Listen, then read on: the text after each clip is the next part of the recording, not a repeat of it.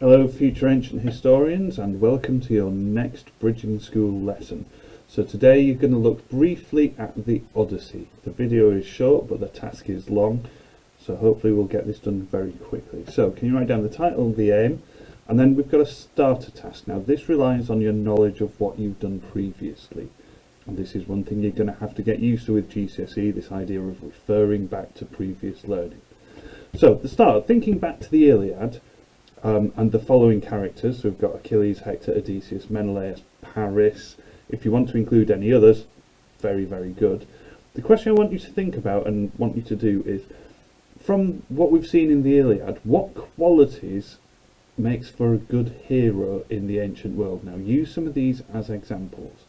So what I'd like you to do, and this is one I want you to submit back onto Google Classroom, just make a quick list of either each of these characters and then the characteristics that make them a hero, or what you think are the characteristics of a hero in the ancient world, and then look at how each of these manifest being a hero.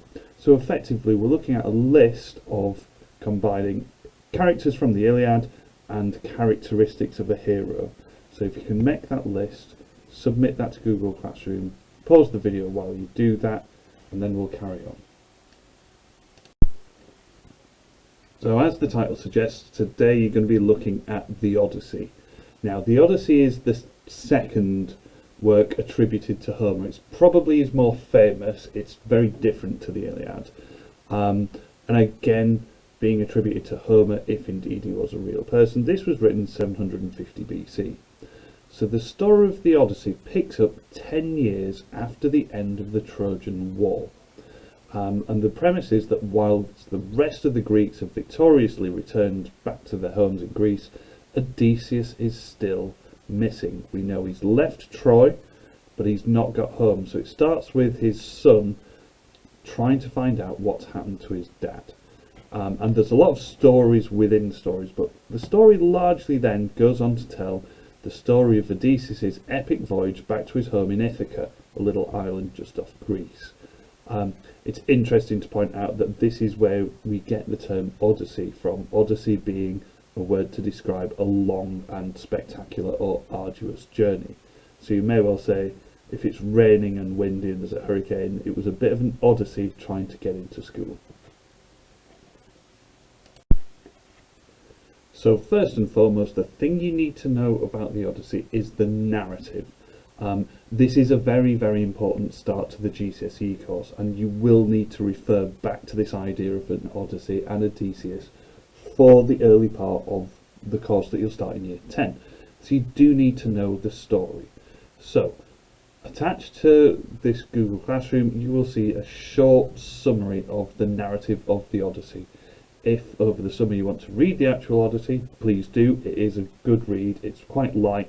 It's light and flowing, and it is well written.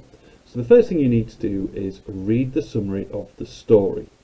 Now you may need to do this more than once because your main task for this week, it's a bit creative. I want you in a non-written form to retell the story of Odysseus.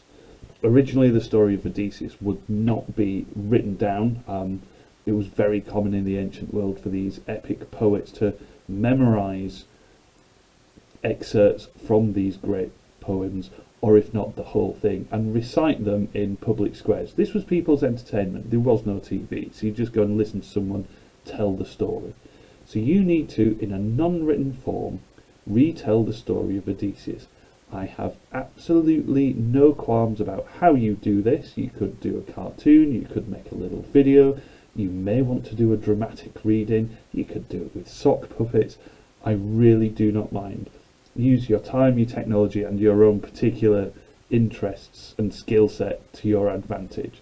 But what's important is you need to know the story of the Odyssey, and you need to retell that story in a non-written form.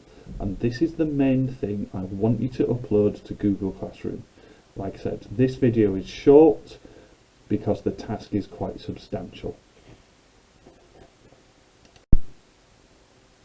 And then finally, you could attach this to your starter task that I've asked you to submit about the qualities of a hero, or you may want to include it in your retelling of the story. Based on the starter task and what we've just done, if we look at Odysseus, who is this archetypal Greek hero, what things does he do? What qualities does Odysseus demonstrate that make him a hero? Can you pick out examples from the story where you say, this makes Odysseus a hero? Similarly, because he's a deeply flawed character, can you identify any of Odysseus' negative qualities? Things that we would not necessarily consider heroic.